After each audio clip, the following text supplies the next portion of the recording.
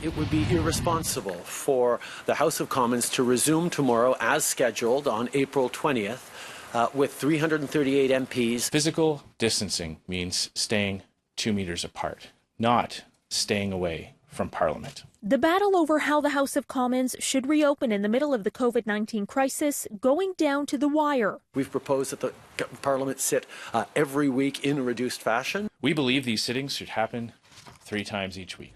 All parties on Sunday were still negotiating Parliament's new normal during the pandemic as the clock ticked down toward resuming the House business as usual Monday. We should have Parliament that functions, but we have to do it responsibly. 1 sitting each week is unacceptable. The last sticking point in negotiations, a Conservative demand for a few in-person sittings per week. The Tories say they want to keep the Liberals in check. The Prime Minister stands and answers media questions 7 days a week. His ministers gather to hold a press briefing every day.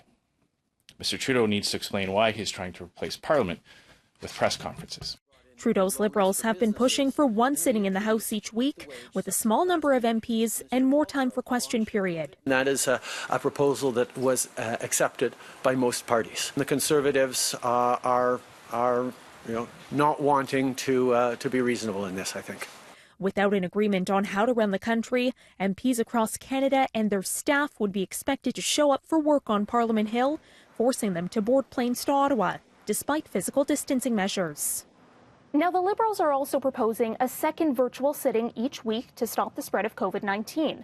Now, if you've ever been on a virtual work conference call, you know they can be a technological challenge. And that's why Scheer says he's opposed to them, because they're hard to hold the government to account.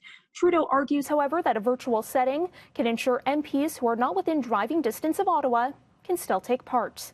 For City News, I'm Caryn Ceolin.